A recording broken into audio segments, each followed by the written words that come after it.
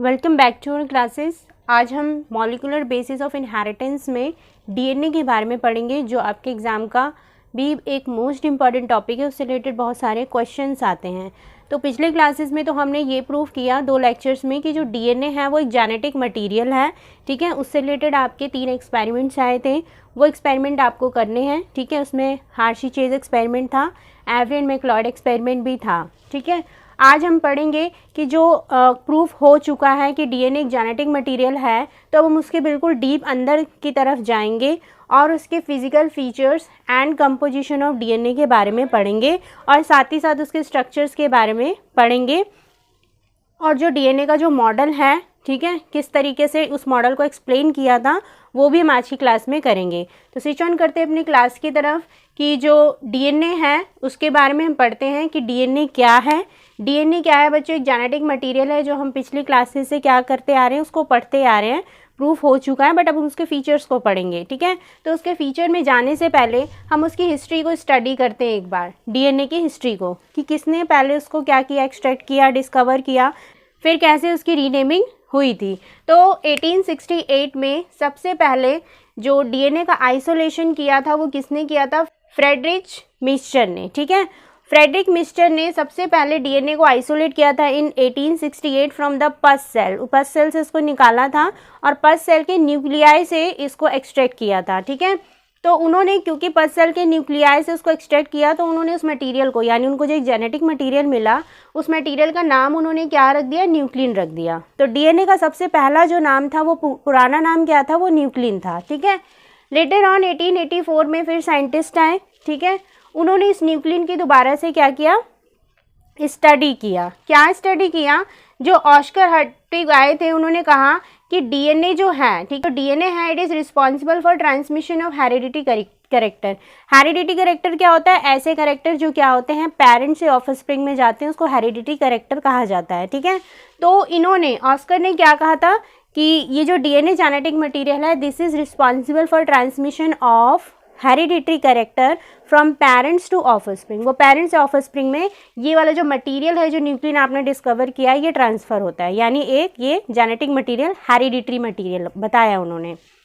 फिर 1889 में आल्टमन आए, ठीक है।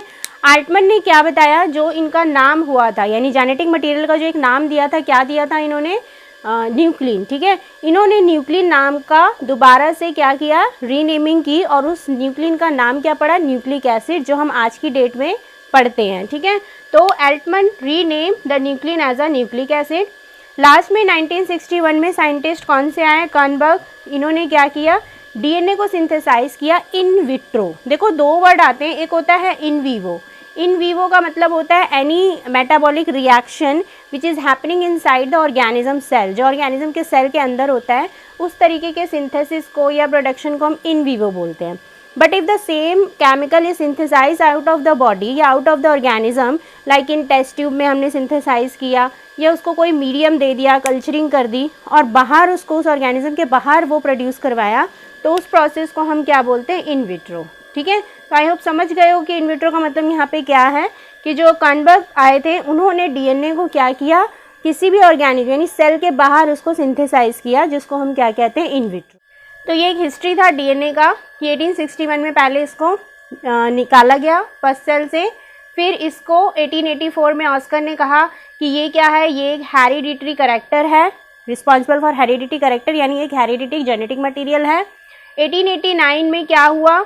जो इसका नाम न्यूक्लिन था, उसका नाम बदल के क्या रख दिया गया? न्यूक्लिक एसिड रख दिया गया।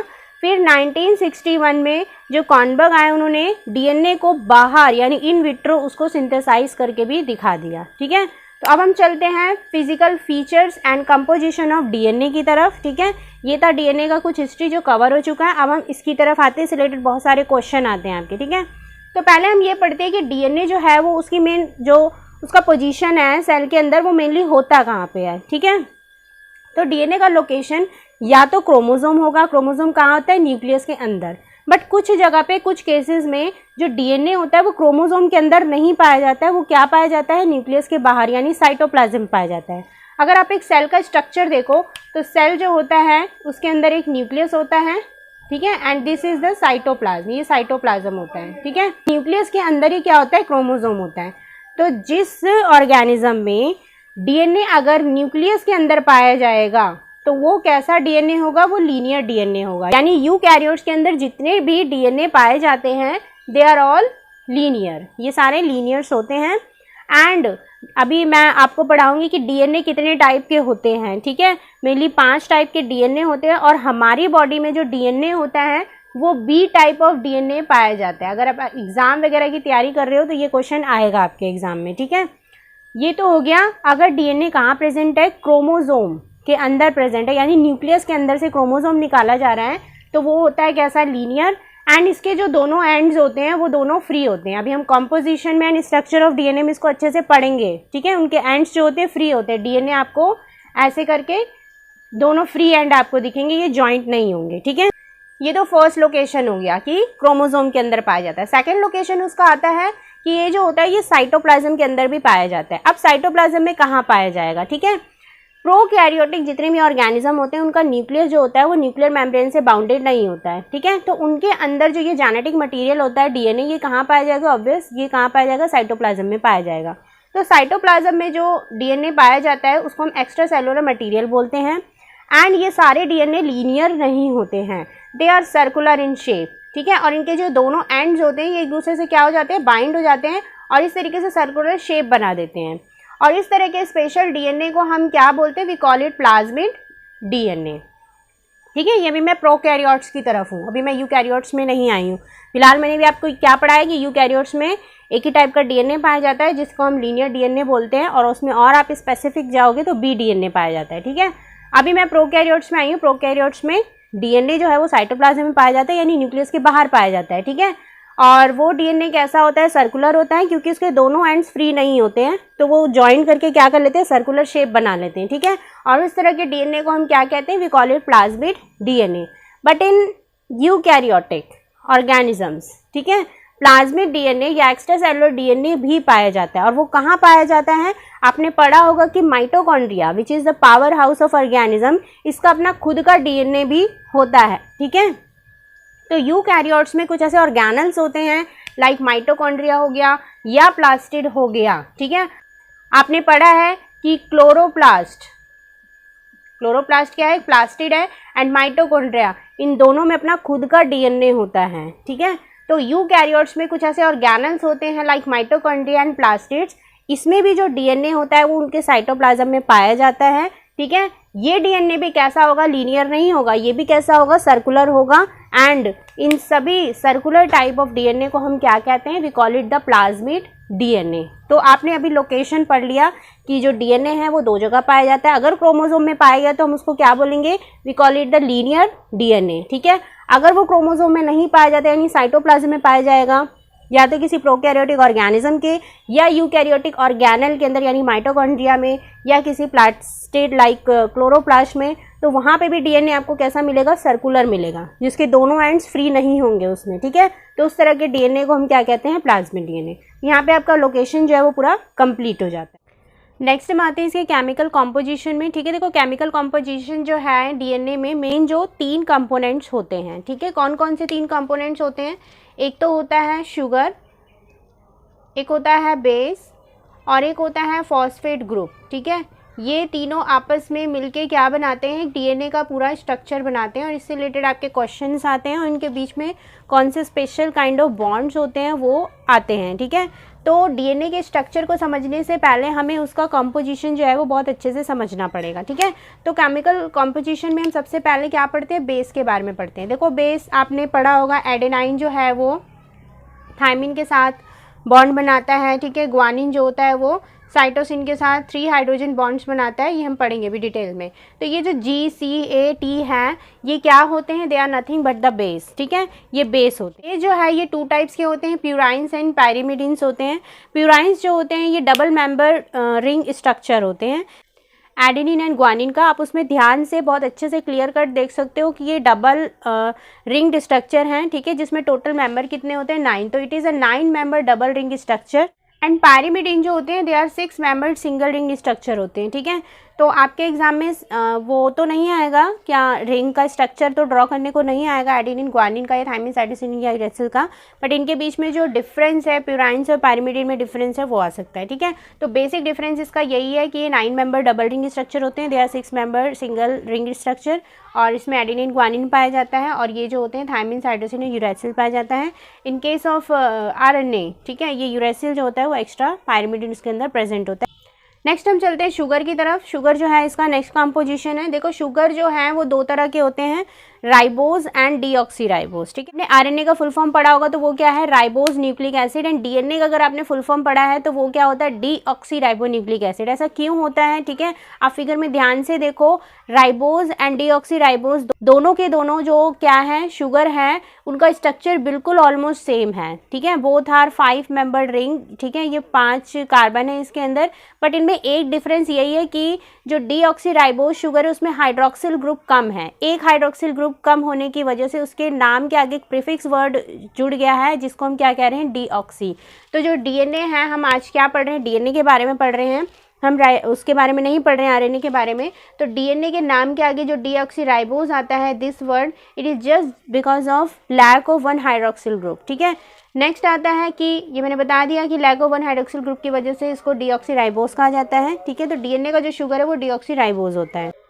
थर्ड आपका आता है phosphate group, most important group है ये, ठीक है। ये क्या करता है phosphate group, it is attached to the free carbon atom of the nucleoside. आपने चेन का पोलैरिटी पढ़ा होगा, 5 prime to 3 prime, 3 prime to 5 prime, ठीक है। तो ये क्वेश्चन भी आता है कि इसको 5 प्राइम टू 3 प्राइम क्यों कहा जाता है, ठीक है। या जो दोनों हमारे डीएनए के स्ट्रैंड्स होते हैं, why they are anti parallel, ठीक है, वो एंटी पैरेलल क्यों होते हैं। या डीएनए का जो बैकबोन होता है वो किसका बना होता है, डीएनए को जो स्टिफनेस आता है स्ट्रक्चर में, उसका एग्जैक्ट स्टिफ स्ट्रक्चर होता है डीएनए का, जिसकी वजह से उसका डायमीटर जो होता है वो कांस्टेंट रहता है थ्रू आउट लेंथ, ठीक है, विच इज़ 2 नैनोमीटर होता है। तो क्यों ऐसा होता है, ये क्वेश्चंस आपके एग्जाम में आते हैं, ठीक है। तो जो फॉस्फेट ग्रुप है ये क्या है, ये अटैच्ड होता है, एक न्यूक्लियोसाइड चेन आपके पास ये रहा, this is the another nucleoside chain, ठीक है। तो जिस न्यूक्लियोसाइड का फ्री हाइड्रोक्सिल ग्रुप उसको एंड में दिखेगा, यहाँ पे दिखेगा या तो फ्री हाइड्रोक्सिल ग्रुप, या उसको इस एंड में ही फ्री हाइड्रोक्सिल ग्रुप दिखेगा, वहीं पे क्या होगा, फॉस्फेट आके ना अटैच हो जाएगा, ठीक है। तो जब शुगर का कौन सा कार्बन एटम, 5th नंबर का कार्बन एटम, 5 पोजीशन पे जो कार्बन एटम होगा शुगर का, वहां पे उसको फ्री हाइड्रोक्सिल ग्रुप अटैच हो दिखेगा, तो फॉस्फेट ग्रुप क्या होगा, वहां पे जाके अटैच हो जाएगा, एंड फिर उस एंड को हम क्या बोल देंगे, we call it 5 prime end, ठीक है। तो उस एंड को हम क्या बोल देंगे, 5 प्राइम एंड हो जाएगा, किसका, उस चेन का, ठीक है। और जब फॉस्फेट ग्रुप क्या होगा, दूसरे एंड में, चेन के दूसरे एंड में क्या करेगा, वही शुगर है, ठीक है, डीऑक्सीराइबोज शुगर है, और उसके उस हाइड्रोक्सिल ग्रुप में अटैक करेगा जहाँ पे कार्बन एटम कहाँ पे फ्री है, कार्बन एटम का हाइड्रोक्सिल ग्रुप कहाँ पे फ्री है, 3rd नंबर का जो कार्बन एटम है। तो जो फॉस्फेट ग्रुप होते हैं वो एक चेन को दूसरे चेन से जोड़ने के लिए आपस में भी बॉन्ड बनाते हैं, ठीक है, और उस बॉन्ड को क्या कहते हैं, फॉस्फोडाइस्टर बॉन्ड बोलते हैं। अब पूरे डीएनए का जो क्या होता है, एक बैकबोन होता है ना, वो कौन बनाते हैं, फॉस्फेट ग्रुप बनाते हैं, ठीक है। और इस तरीके से बच गया अब कौन, शुगर एंड बेस, ठीक है। शुगर और बेस, फॉस्फेट तो अपने आप अटैच हो जाते हैं, ठीक है। नेक्स्ट आता है शुगर और बेस जो होते हैं ये किस बॉन्ड से एक दूसरे से अटैच होते हैं, ये एक दूसरे से अटैच होते हैं ग्लाइकोसिडिक लिंकेज से, ठीक है, ग्लाइकोसिडिक लिंकेज से ये एक दूसरे से क्या हो जाते हैं, अटैच हो जाते हैं। फिर एक और बॉन्ड आता है आपके एग्जाम में कि बेस और बेस आपस में, ये जो बेस दिख रहे हैं, प्यूराइन हमेशा पायरिमिडिन के साथ बॉन्ड बनाएगा, प्यूराइन प्यूराइन के साथ नहीं बनाएगा, पायरिमिडिन पायरिमिडिन के साथ नहीं बनाएगा, always purine will join to the pyrimidine, ठीक है। तो ये जो बेस बेस आपस में बॉन्ड बनाते हैं, ये कौन सा बॉन्ड होता है, इनके अंदर हाइड्रोजन बॉन्ड। तो अभी आपने स्ट्रक्चर में यानी केमिकल कंपोजिशन में आपने 3 चीज़ें पढ़ी, sugar, base and phosphate group पढ़ा, ठीक है। शुगर आपने पढ़ा 2 तरह के होते हैं, राइबोज एंड डीऑक्सीराइबोज होता है। डीऑक्सीराइबोज क्यों होता है, क्योंकि उसके अंदर एक हाइड्रोक्सिल ग्रुप जो होता है वो एब्सेंट होता है, बाकी का दोनों का जो रिंग स्ट्रक्चर है वो सेम होता है। डीऑक्सीराइबोज आपको कहाँ दिखेगा, डीएनए में दिखेगा, ठीक है। नेक्स्ट हम चलते हैं बेस में। बेस आपके पास 2 टाइप हैं, प्यूराइन एंड पायरिमिडिन होता है, ठीक है। प्यूराइंस एंड पायरिमिडिन में एक जो होता है डबल मेंबर्ड होता है जिसे हम प्यूराइन बोलते हैं, और एक जो होता है सिंगल मेंबर्ड रिंग स्ट्रक्चर होता है जिसको हम क्या बोलते हैं, पायरिमिडीन बोलते हैं। ठीक है, अब इनके बीच में बॉन्ड आ सकता है आपके स्पेशल आपके एग्जाम में, फॉस्फोडाइस्टर बॉन्ड। ठीक है, फॉस्फोडाइस्टर बॉन्ड क्या करेगा, वो जो होता है वो डीएनए का क्या बनाता है, बैकबोन बनाता है। ये जो आपको दिख रहा है बाहर वाला स्ट्रक्चर दिख रहा है, ये क्या है, फॉस्फेट ग्रुप है।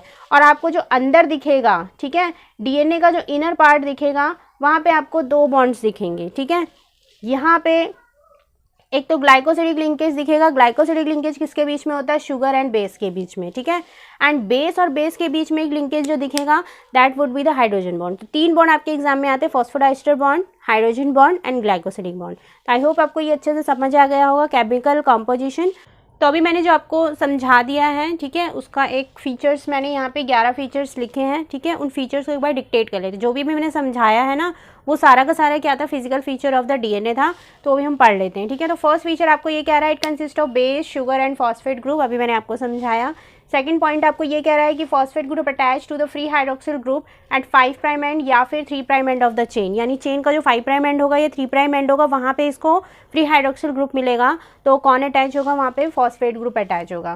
थर्ड पॉइंट आपको ये कह रहा है कि 3 prime 5 prime phosphodiester bond provide stiffness to the polynucleotide. मैंने भी आपको समझाया कि एक चेन ये रहा, एक चेन ये रहा। ठीक है, तो 3 प्राइम टू 5 प्राइम का फॉस्फेट ग्रुप भी आपस में क्या होगा, एक दूसरे से अटैच होगा। तो क्या बनाएगा, फॉस्फोडाइस्टर बॉन्ड बनाएगा। और ये क्या करता है, किसी भी न्यूक्लियोटाइड को क्या करता है, स्टिफनेस प्रोवाइड करता है।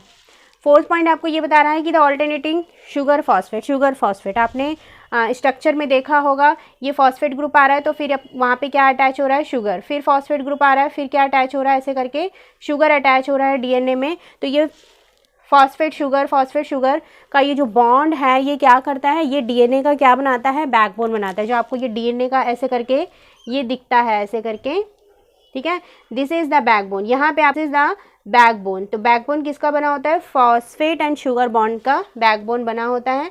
ठीक है, नेक्स्ट पॉइंट आपको फिफ्थ पॉइंट बोलता है कि नाइट्रोजनस बेस को नाइट्रोजनस बेस क्यों कहा गया है, क्योंकि अगर आप इसके स्ट्रक्चर में जाओगे तो आप देखोगे कि उन सभी रिंग में नाइट्रोजन प्रेजेंट है। ठीक है, तो nitrogenous base binds to the sugar through the glycosidic bond, यानी बेस जब भी क्या करता है, शुगर से बाइंड करेगा तो उस बॉन्ड को क्या बोलोगे आप, ग्लाइकोसिडिक लिंकेज बोलोगे। The 2 nucleotide chain are held together by the hydrogen bond. ये जो 2 न्यूक्लियोटाइड चेन आपस में बॉन्ड होते हैं, आपने ऐसी लाइन्स देखे होंगे, फिगर में देखा होगा, बुक में भी देखा है। What is this, these are the hydrogen bonds between the base pairs. ठीक है, एडेनाइन थाइमिन के साथ क्या करता है, डबल हाइड्रोजन बॉन्ड बनाएगा, 2 हाइड्रोजन बॉन्ड बनाता है। एंड साइटोसिन एंड ग्वानिन जो होता है वो आपस में कितने, 3 हाइड्रोजन बॉन्ड्स बनाते हैं। ठीक है, तो 6 पॉइंट आपको यही कह रहा है कि 2 न्यूक्लियोटाइड चेन्स जो होते हैं वो एक दूसरे से हेल्ड होते हैं बाय द हाइड्रोजन बॉन्ड। ठीक है, और उसी की वजह से डीएनए स्ट्रैंड क्या होते हैं, मजबूत बने रहते हैं। 7 पॉइंट आपको ये कह रहा है कि phosphate group provide acidity to the nucleic acid. ठीक है, nucleic acid acidic in nature है, क्यों है, कौन सा कंपोनेंट जो होता है वो उसको एसिडिटी प्रोवाइड करता है। आपने जो 3 कंपोनेंट्स पढ़े थे डीएनए के, उसमें से जो फॉस्फेट ग्रुप है वो न्यूक्लिक एसिड को क्या करता है, एसिडिक नेचर प्रोवाइड करता है। ठीक है, नेक्स्ट आता है आपका both phosphodiester and glycosidic bond. Phosphodiester bond 3 prime and 5 prime and में, एंड जो एक ग्लाइकोसिडिक बॉन्ड बन रहा है ये वाला, कौन सा, बेस एंड शुगर के बीच में, formed by the condensation reaction. ये दोनों बॉन्ड किसकी वजह से बनते हैं, कंडेंसेशन रिएक्शन की वजह से बनते हैं। यानी ये बेस और शुगर एक दूसरे से क्या होते हैं, कंडेंस्ड होते हैं, मिलते हैं। बट एक दूसरे से कब मिलेंगे, जब इनमें से कोई एक मॉलिक्यूल बाहर निकलेगा। वो मॉलिक्यूल कौन सा होता है, वो मॉलिक्यूल वाटर मॉलिक्यूल होता है। ठीक है, तो कौन सा बॉन्ड, एक तो आपका कौन सा ग्लाइकोसिडिक बॉन्ड आ गया और एक फॉस्फोडाइस्टर बॉन्ड आ गया। ये दोनों जो हैं वो किस टाइप की रिएक्शन है, they are condensation reaction and they involve the elimination of water. ठीक है, 9 पॉइंट आपको ये बताता है कि जो डीएनए होता है वो पोलैरिटी शो करता है। पोलैरिटी या तो अगर एक स्ट्रैंड 3 प्राइम टू 5 प्राइम है तो दूसरा स्ट्रैंड 5 प्राइम टू 3 प्राइम होगा। मैंने आपको एंड 5 प्राइम और 3 प्राइम जो है वो समझा दिया। मतलब इस स्ट्रैंड में जैसे ये वाला 3 प्राइम टू 5 प्राइम है, तो ये जो आपको डीएनए स्ट्रैंड दिख रहा है, मैं इसको मान ली 3 प्राइम टू 5 प्राइम एंड है। तो 3 प्राइम का मतलब क्या है, यहाँ पे फॉस्फेट ग्रुप जो है वो 3rd कार्बन में अटैच्ड है, 3rd कार्बन के फ्री हाइड्रोक्सिल ग्रुप में अटैच है। और यहाँ पे 5 प्राइम एंड का मतलब क्या है, यहाँ पे जो फॉस्फेट ग्रुप अटैच है वो free hydroxyl group of the 5th carbon में अटैच्ड है। इस वजह से इसकी पोलैरिटी जो है वो 3 to 5 हो गया, और फिर वाइस वर्सा आपका 5 प्राइम टू 3 प्राइम में हो जाएगा। बेस पेयर्स होते हैं डीएनए में। ठीक है, प्यूराइन हमेशा पाइरिमिडीन से ही बॉन्ड बनाएगा, ठीक है। एंड जो एडेनाइन होता है वो थायमिन के साथ क्या करता है, हमेशा डबल बॉन्ड हाइड्रोजन बॉन्ड बनाता है। एंड साइटोसिन ग्वानिन के साथ हमेशा ट्रिपल बॉन्ड बनाता है, ठीक है। ये जो बॉन्ड आपको दिख रहे हैं they are the hydrogen bonds, ठीक है। नेक्स्ट 11th पॉइंट आ रहा है कि they show the variety to the infinite due to the infinite combination of the base pair, ठीक है। डीएनए जो होता है वो हर किसी का अलग होता है, ठीक है। जितने भी यहाँ पे इनफाइनाइट नंबर ऑफ ऑर्गेनिज्म है, चाहे स्मॉल से लेके लार्ज तक चले जाओ, डीएनए सिर्फ हमारा किससे मैच होगा, वो भी कुछ स्ट्रैंड मैच होंगे, वो भी हमारे एंसेस्टर से मैच होंगे, हमारा कोई फैमिली मेम्बर होगा उससे मैच होगा, ठीक है। तो डीएनए जो है वो इतना सारा वास्ट वैरायटी क्यों शो करता है, क्योंकि इनके अंदर जो बेस पेयर्स है ना ये डिफरेंट कॉम्बिनेशन शो करते हैं, ठीक है। डिफरेंट कॉम्बिनेशन शो करके अलग टाइप के प्रोटीन्स बनाते हैं, अलग टाइप के जीन्स एक्सप्रेस होते हैं इसमें, ठीक है। ये हम आगे के चैप्टर्स में पढ़ेंगे। तो due to different combination of the base pairs in the DNA show a very wide variety, ठीक है। उस डीएनए में आपको बहुत सारे वेरिएशंस देखने को मिलेंगे। तो ये कुछ फिजिकल फीचर्स थे डीएनए के जो आपके एग्जाम में आ सकते हैं। इससे रिलेटेड बहुत सारे क्वेश्चन बन जाएंगे कि फॉस्फेट ग्रुप में आपस में कौन सा बॉन्ड होता है, फॉस्फोडाइस्टर बॉन्ड होता है, ठीक है। एंड बैकबोन कौन बनाता है, अल्टरनेट शुगर फॉस्फेट जो होता है ये क्या करता है, बैकबोन बनाता है डीएनए का, ठीक है। फिर ग्लाइकोसिडिक लिंकेज किसके बीच में बनता है, most important base and sugar के बीच में ग्लाइकोसिडिक लिंकेज बनता है। ग्लाइकोसिडिक लिंकेज एंड जो कौन सा बॉन्ड है, फॉस्फोडाइस्टर बॉन्ड है, किस टाइप का रिएक्शन है, they are the condensation reaction and they remove hydrogen bond, ठीक है। इस तरीके से रिएक्शन आ जाएगा। बेस पेयर पूछ लेगा, एडेनिन किसके साथ कंबाइन करेगा, ठीक है। एंड साइटोसिन किसके साथ, ग्वानिन के साथ कंबाइन करेगा, ठीक है। एक लास्ट क्वेश्चन और आ रहा है आपके उसमें कि हमेशा प्यूराइंस जो है वो पाइरिमिडीन के साथ क्यों बॉन्ड बनाता है, वो मैं भी डिस्कस कर देती हूँ, ठीक है। ये प्यूराइन है, पाइरिमिडीन है, हमेशा यही आपस में क्यों बॉन्ड बनाते हैं। एडेनाइन के साथ क्यों नहीं बनाएगा, या प्यूराइन के साथ क्यों नहीं बनाएगा, पाइरिमिडीन के साथ क्यों नहीं बनाएगा, ठीक है। तो उसको मैं भी अब एक्सप्लेन कर देती हूँ आपको। देखो क्या होता है, साइंटिस्ट ने बताया है कि जो डीएनए का एक ये जो है मीटर है, ये जो डायमीटर है ये कितना होता है, 2 नैनोमीटर का डायमीटर होता है, ठीक है। अगर मैंने भी आपको बताया जो प्यूराइंस होते हैं, प्यूराइन क्या होते हैं, they are double ring structure, ये डबल रिंग स्ट्रक्चर होते हैं, ठीक है। डबल रिंग स्ट्रक्चर है तो ये ज़्यादा स्पेस घेरेगा, ठीक है। स्पेस ज़्यादा घेरेगा तो ये जो डेटा है ये क्या हो जाएगा, डिस्टर्ब हो जाएगा। एंड अगर दो पाइरिमिडीन आपस में प्यूराइन ऐड होंगे तो क्या होगा, साइज, यानी साइज जो है वो उसका लार्ज हो जाएगा। एंड इफ पाइरिमिडीन दोनों क्या होंगे, बॉन्ड बनाएंगे तो साइज जो होगा वो उसका क्या हो जाएगा, कम हो जाएगा। एंड साइज क्या होगा, ऊपर नीचे, तो ये एक डबल हेलिकल एक कांस्टेंट स्ट्रक्चर नहीं बनेगा। जबकि साइंटिस्ट ने कहा है कि डीएनए का जो हेलिकल स्ट्रक्चर है, अगर आप उसका throughout 5 prime to 3 prime कहीं से भी उसका डायमीटर निकाल के देख लो, आपको डायमीटर हर जगह से 2 नैनोमीटर ही मिलेगा। और ये 2 नैनोमीटर का जो डायमीटर है ये कांस्टेंट कौन बनाए रखता है, कि एडेनिन ही हमेशा, यानी प्यूरिन ही हमेशा क्या करेगा, पाइरिमिडीन के साथ कंबाइन करेगा। ये जो प्रॉपर्टी है किसकी, डीएनए की, कि प्यूराइन हमेशा पाइरिमिडीन के साथ बॉन्ड बनाएगा, ये प्रॉपर्टी क्या करता है, डीएनए को एक कांस्टेंट डायमीटर देता है विच इज़ ऑफ 2 नैनोमीटर। तो बेस पेयर को शार्गफ ने क्या किया था, शार्गफ ने एक रूल दिया था बेस पेयर को देखते हुए। उन्होंने रूल दिया, जैसे मैंने भी आपको बताया कि एडेनिन हमेशा क्या करेगा, थायमिन के साथ बॉन्ड बनाएगा, ग्वानिन हमेशा साइटोसिन के साथ बॉन्ड बनाएगा। तो उन्होंने पूरा जनरल फॉर्मूला दे दिया। आप चाहे कोई सा भी ऑर्गेनिज्म उठा लो, यूकैरियोट उठा लो, प्रोकैरियोट उठा लो, सिंगल सेल ऑर्गेनिज्म उठा लो, मल्टी सेलुलर ऑर्गेनिज्म उठा लो, उन सब में ये रूल जो होगा वो फॉलो होगा, ठीक है। जैसे मैथ्स में फॉर्मूला होता है a+b का whole square equals to a² + 2ab plus में b² फॉर्मूला होता है। अब आप उससे कोई सा भी पॉलिनोमियल जो है, क्वाड्रेटिक पॉलिनोमियल, आप उसको सॉल्व कर सकते हो। तो इसी तरीके से शार्गफ ने क्या किया, एक जनरल फॉर्मूला, एक जनरल रूल प्रोवाइड कर दिया। वो रूल क्या था, ये था 1 2 3 टोटल 4 उसके रूल्स हैं। अभी मैं आपको 2 एक्सप्लेन करती हूँ। तो 1950 में एडविन शार्गफ ने एक पूरा जनरलाइज फॉर्मूला या रूल प्रोवाइड कर दिया था, किसके लिए, जो बेस थे, ठीक है, उनके लिए। तो फर्स्ट पॉइंट आपको क्या कह रहा है कि इन एनी ऑर्गेनिज्म, किसी भी ऑर्गेनिज्म में जो प्यूराइंस होते हैं, पाइरिमिडीन्स होते हैं, they are always equal in number. एक ऑर्गेनिज्म अगर आपने उठाया उसके अंदर जितने भी प्यूराइन प्रेजेंट हैं, ठीक है, उतने ही आपको पाइरिमिडीन भी मिलेंगे। यानी उनके कहने का मतलब क्या था कि अगर a + g जो आप निकालोगे total, it should be equal to t + c के इक्वल होगा, ठीक है। क्योंकि हर डीएनए, कोई भी डीएनए आपको सिंगल स्ट्रैंडेड नहीं मिलेगा। अभी नहीं तो बाद में वो क्या करेगा, अपना एक कॉम्प्लीमेंट्री डीएनए के साथ बॉन्ड बना के ही रखेगा। आपको हमेशा हमारे बॉडी में किसी भी ऑर्गेनिज्म के अंदर जो डीएनए है वो डबल स्टैंडर्ड ही मिलेगा। और डबल स्टैंड डीएनए वो कैसे बनाएगा, जब एक प्यूराइन को एक पायरिमिडिन मिलेगा और उसके साथ वो बॉन्ड बनाएगा, यानी जितने प्यूराइन बॉडी के अंदर होंगे उतने ही पायरिमिडिन प्रेजेंट होंगे, तभी वो बॉन्ड क्या होगा, पॉसिबल होगा। तो किसी भी ऑर्गेनिज्म के अंदर नंबर ऑफ प्यूराइंस यानी amount of purine is always equal to amount of pyrimidines. ठीक है। सेकंड पॉइंट ये कह रहा है कि the amount of adenine is always equal to the thymine. ये भी है, जितना एडिनाइन होगा उतना ही थायमिन भी होगा, एंड जितना ग्वानिन होगा उतना ही साइटोसिन भी प्रेजेंट होगा। But it is not necessarily कि A plus T is always equal to G plus C. इसका मतलब ये नहीं है। ठीक है। हमेशा इनका अमाउंट तो सेम होगा। ठीक है। एडिनिन किसके साथ बॉन्ड बनाता है, थायमिन, यानी एडेनिन को बॉन्ड बनाने के लिए जितने एडेनिन है उसको उतने ही कितने चाहिए, थायमिन चाहिए। तो एडेनिन प्लस थायमिन, तो एडेनिन जो होगा वो इक्वल होगा थायमिन के। फिर एक स्ट्रैंड में या डीएनए में जितने क्या है ग्वानिन है उतने उसको साइटोसिन भी चाहिए। ठीक है। तो ग्वानिन साइटोसिन दोनों का अमाउंट क्या होगा, सेम होगा।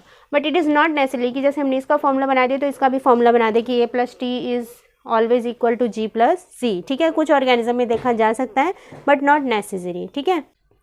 थर्ड प्रॉपर्टी आपको क्या कहता है कि the base ratio of A plus T and G plus C जो है may vary from species to species. मतलब इसका जो रेशियो है वो हर स्पीशीज में सेम नहीं रहेगा। ठीक है। यानी एक स्पीशीज में तो ये रेशियो सेम होगा, जैसे होमोसेपियंस में किसी भी पर्सन का निकाल लो, किसी भी इंसान का निकाल लो, आपको ये जो रेशियो है वो सेम दिखेगा। ठीक है। लेकिन यही रेशियो अगर आप होमोसेपियंस का निकालो और किसी डॉग की स्पीशीज से उसको कंपेयर करोगे तो वो आपको कांस्टेंट नहीं मिलेगा। ठीक है। थर्ड पॉइंट आपको ये एक्सप्लेन कर रहा है। और फोर्थ पॉइंट आपको ये कहता है कि जो डीऑक्सीराइबोज शुगर है एंड फॉस्फेट कंपोनेंट है वो जो है वो इक्वल इन प्रोपोर्शन में होंगे। ठीक है। कोई भी स्पीशीज जो होगा उनका ये जो शुगर एंड जो फॉस्फेट ग्रुप है वो इक्वल अमाउंट में प्रेजेंट होगा। ठीक है। तो ये 4 जनरल फार्मूला थे शारगफ के। ठीक है। जो शारगफ रूल है आपके एग्जाम में मोस्ट इंपॉर्टेंट है, पेपर में आपके क्वेश्चन आ सकता है, इसको जरूर करके जाना। तो ये सारा जो था ये फिजिकल फीचर ऑफ डीएनए था। इसको समझने के बाद अब जब हम क्या पढ़ेंगे, स्ट्रक्चर ऑफ डीएनए पढ़ेंगे ना, तो बहुत अच्छे से आपको समझ आ जाएगा।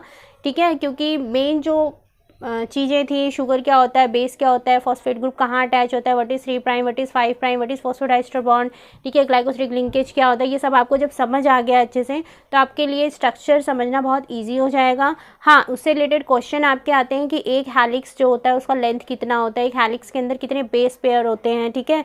तो वो आपके एग्जाम में बहुत इंपॉर्टेंट क्वेश्चन है जो आता है। ठीक है। अब हम चलते हैं उसके कंपोजिशन, पूरा कंबाइंड एक जो डीएनए है वो दिखता कैसे, उसका सैलिएंट फीचर जो आपके एग्जाम में आता है। ठीक है। वो हम अब पढ़ते हैं थ्रू द नोट्स, उसको अच्छे से पढ़ेंगे क्योंकि आपको एग्जाम में ये जो सैलिएंट फीचर ऑफ क्या है डीएनए जो है ये बहुत इंपॉर्टेंट आपके एग्जाम में आता है। तो how you have to write, ठीक है, उसको हम नोट्स के थ्रू करेंगे। The salient feature of the double helix structure of DNA. ठीक है।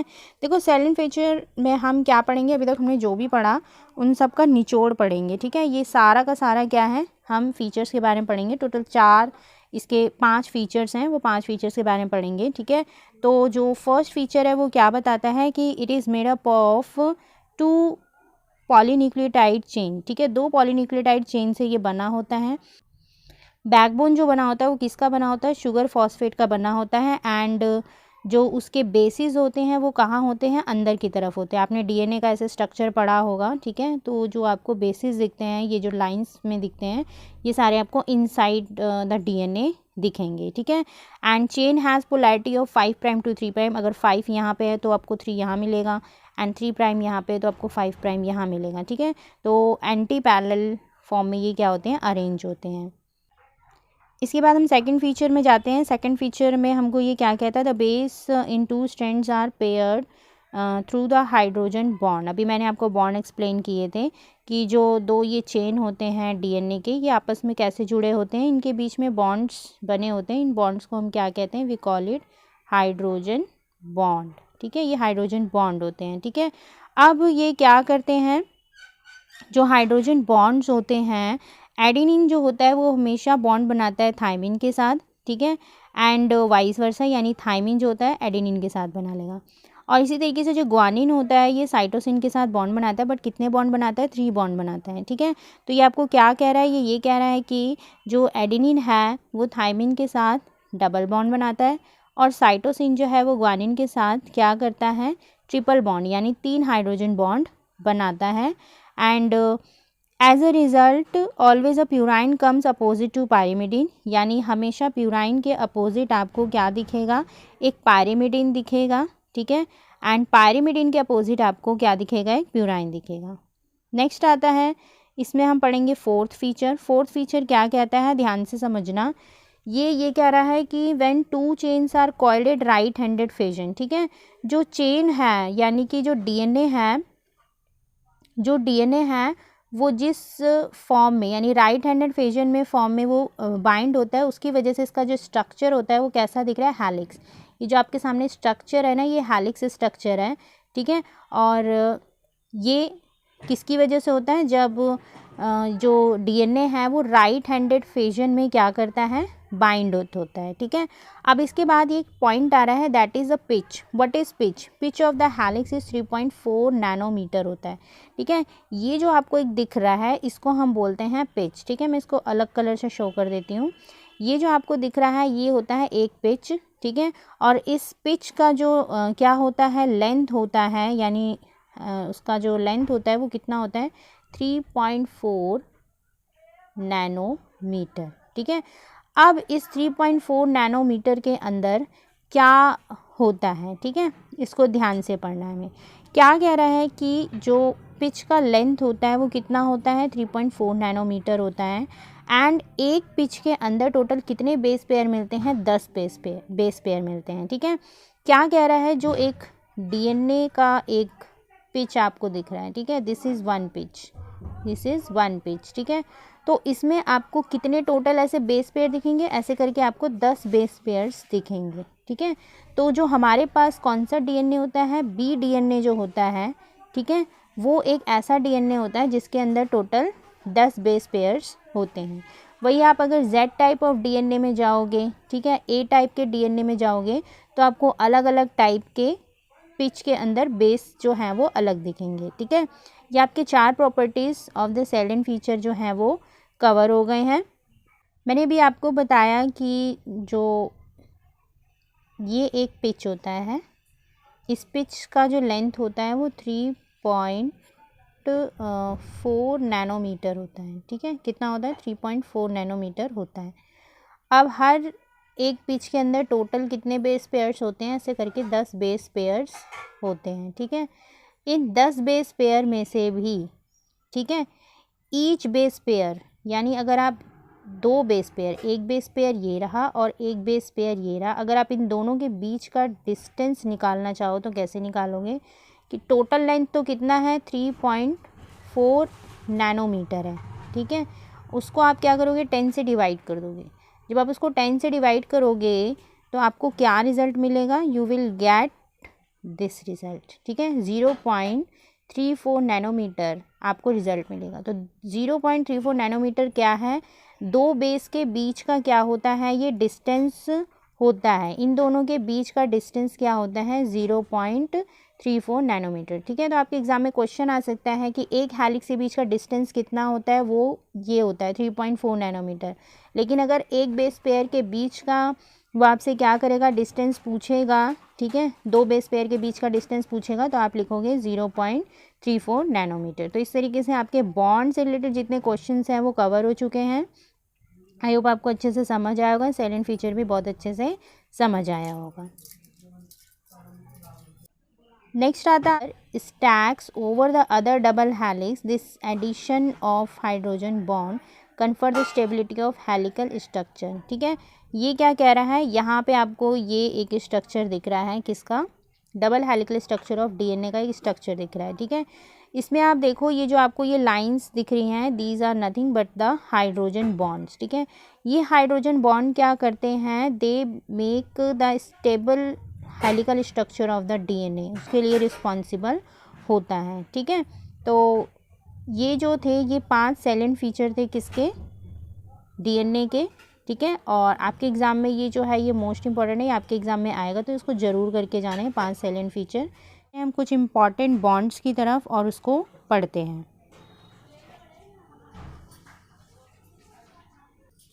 देखो सबसे पहले जो क्लास की शुरुआत हुई थी उसमें हमने 2 टाइप के न्यूक्लियोटाइड्स पढ़े थे। एक होता है ये जो आपके सामने एग्जाम्पल है, ये जो है ये डीऑक्सीराइबोस शुगर है और ये राइबोस शुगर है, ठीक है। तो दोनों में डिफरेंस क्या है? दोनों में डिफरेंस क्या है? सिर्फ इस ग्रुप का डिफरेंस है। यहाँ पे आप जो डीऑक्सीराइबोस शुगर देखोगे, यहाँ पे आपको एक हाइड्रोक्सिल ग्रुप जो है वो एब्सेंट दिखेगा और यहाँ पे एक हाइड्रोक्सिल ग्रुप आपको प्रेजेंट दिखेगा। तो राइबोस शुगर का मेन जो स्ट्रक्चर होता है वो ये होता है, जिसमें आपको एक हाइड्रोक्सिल ग्रुप एक्स्ट्रा दिखेगा और डीऑक्सी में आपको क्या करेगा? एक हाइड्रोक्सिल ग्रुप कम दिखेगा, ठीक है। अब हम आते हैं 5 प्राइम और 3 प्राइम को लेकर कि जो राइबोस शुगर होता है उसमें हम 5 प्राइम एंड या 3 प्राइम एंड किसको कहते हैं, ठीक है, चाहे वो राइबोस शुगर हो या डीऑक्सी राइबोस शुगर हो, ठीक है। तो जब हम क्या करते हैं, एक राइबोस शुगर में कार्बन की लेबलिंग करती है तो वो क्या करते हैं, तो वो क्या होता है, क्लॉकवाइज डायरेक्शन में हम करते हैं, ठीक है। अब इसमें आपको क्या दिख रहा है? फर्स्ट नंबर यहाँ से आ रहा है, second, third, fourth and fifth, ये आपको 5 जो है वो मेन कार्बन क्या है दिख रहे हैं, ठीक है। उसके बाद आपको ये देखना है कि जो फॉस्फेट ग्रुप है वो जहाँ पे जाके अटैच करता है उसको हम क्या बोलते हैं, वो एंड हम डोनेट कर देते हैं राइबोस शुगर का, ठीक है। तो यहाँ पे आपको एक 5 प्राइम एंड दिख रहा है और एक 3 प्राइम एंड दिख रहा है। तो जो फॉस्फेट ग्रुप क्या करेगा, 5 प्राइम एंड पे आके अटैच होगा, उसके फ्री हाइड्रोक्सिल ग्रुप से अटैच होगा, तो हम उस एंड को क्या कह देंगे? We call it the 5 prime end. And when the phosphate group attach to the free hydroxyl group of the third carbon of this sugar, तो हम उस एंड को क्या कह देंगे? 3 प्राइम एंड, ठीक है। तो ये 5 प्राइम एंड 3 प्राइम एंड का जो फंडा है किसमें? डीएनए में, वो यही होता है मेन। अब इसमें हम ध्यान से देखेंगे कि यहाँ पे आपको एक 5 प्राइम एंड दिख रहा है, ठीक है, और यहाँ पे आपको 3 प्राइम एंड दिख रहा है, ठीक है। तो 5 प्राइम एंड में आपको मैंने बताया कि जो फ्री हाइड्रोक्सिल ग्रुप होगा वो 5th कार्बन में आपको दिखेगा और वहीं पे फॉस्फेट ग्रुप जो होगा वो जाके क्या हो जाएगा? अटैच हो जाएगा। और यहाँ पे आपको 3 पोजीशन पे क्या दिख रहा है? हाइड्रोक्सिल ग्रुप आपको फ्री दिख रहा है, ठीक है। अब हम इसमें देखेंगे कि जो बैकबोन होता है, ठीक है, ये जो आपको यहाँ पे क्या दिख रहा है? बैकबोन दिख रहा है। See this is the backbone. ये जो है ये डीएनए का बैकबोन बना होता है। और बैकबोन किसका बना होता है? शुगर फॉस्फेट ग्रुप आपस में एक दूसरे से क्या करते हैं? बॉन्ड बना देते हैं। यहाँ पे आपको दिख रहा है sugar phosphate, phosphate sugar, phosphate sugar, ठीक है। ये आपस में मिलके क्या करते हैं? ये बैकबोन बना देते हैं डीएनए का। जो क्या होता है? डीएनए का जो स्ट्रक्चर होता है ऐसे करके, ठीक है, उसके आउटर साइड में, ठीक है, उसके आउटर साइड में आपको क्या दिखेगा? ये बैकबोन दिखेगा, ठीक है। अब हम चलते हैं इसके इस पॉइंट पे कि ये क्या होता है। ये जो यहाँ पे ये फॉस्फोडाइस्टर बॉन्ड है ये क्या होता है, ठीक है, फॉस्फोडाइस्टर बॉन्ड बनता कैसे है, ठीक है। इसके लिए हम नेक्स्ट क्लिप में चलते हैं। तो ऑल ओवर जो भी हमने अभी पढ़ा, ठीक है, इसको आप इस क्लिप में सारे बॉन्ड को क्या कर रहे हो? एक साथ आप यहाँ पे देख सकते हो, ठीक है। तो हमने शुरुआत में पहले कौन सा बॉन्ड पढ़ा था? फॉस्फोडाइस्टर बॉन्ड, ठीक है। तो फॉस्फोडाइस्टर बॉन्ड आपको यहाँ पे दिख रहा है, ठीक है। ये जो है ये फॉस्फोडाइस्टर बॉन्ड है, दिस, ठीक है, दिस ये सारे जो पिंक कलर से शो हो रहे हैं ये सारे क्या हैं? फॉस्फोडाइस्टर बॉन्ड है, ठीक है। उसके बाद हमने क्या पढ़ा कि जो 2 न्यूक्लियोटाइड चेन्स होते हैं, जैसे ये रहा और ये रहा, ठीक है, ये आपस में एक दूसरे से किससे जुड़े हुए होते हैं? ये हाइड्रोजन बॉन्ड से जुड़े हुए होते हैं, ठीक है। आपको यहाँ पे हाइड्रोजन बॉन्ड का पैटर्न भी दिख रहा होगा, ठीक है। एडेनिन जो है ग्वानिन थायमिन से जब अटैच हो रहा है, देखो 2 डबल बॉन्ड आपको दिख रहे हैं, ठीक है। और वही जब साइटोसिन क्या कर रहा है? ग्वानिन से अटैच हो रहा है, बॉन्ड बना रहा है, तो वहाँ पे आपको देखो 3 बॉन्ड्स दिख रहे हैं, ठीक है। और यहाँ पे आपको क्या दिख रहे हैं? 2 बॉन्ड्स दिख रहे हैं। तो ये तो आपका अभी सिर्फ क्या हुआ? फॉस्फोडाइस्टर बॉन्ड और बेस के बीच में जो बॉन्ड्स होते हैं वो आपने क्लियर किया है। एक थर्ड टाइप ऑफ बॉन्ड आता है जिसे हम क्या बोलते हैं? We call it the glycosidic bond, ठीक है। ये आपके एनसीईआरटी का पिक है। इसमें देखो ग्लाइकोसिडिक लिंकेज कब बनता है, ठीक है। यहाँ पे आप ध्यान से देखो, ये जो एरिया है, ठीक है, जिसको हम क्या बोलते हैं? बेस एंड शुगर, ठीक है। ये बेस और शुगर आपस में जो क्या करते हैं? बॉन्ड बनाते हैं, ठीक है। इस बॉन्ड को हम क्या बोलते हैं? We call it the glycosidic linkage. देखो आपको यहाँ पे ग्लाइकोसिडिक लिंकेज दिख रहा है, ये ग्लाइकोसिडिक लिंकेज दिख रहा है, ये ग्लाइकोसिडिक लिंकेज दिख रहा है, ठीक है। यहाँ पे भी ग्लाइकोसिडिक, ग्लाइकोसिडिक, ग्लाइकोसिडिक। तो ऑल ओवर आपको क्या पता चला कि ग्लाइकोसिडिक बॉन्ड किस किस के बीच में बनता है, दो चीज़ों के बीच में बनता है। एक होता है आपका ये बेस, ठीक है, यहाँ पे बेस क्या है, दिस इज़ द बेस।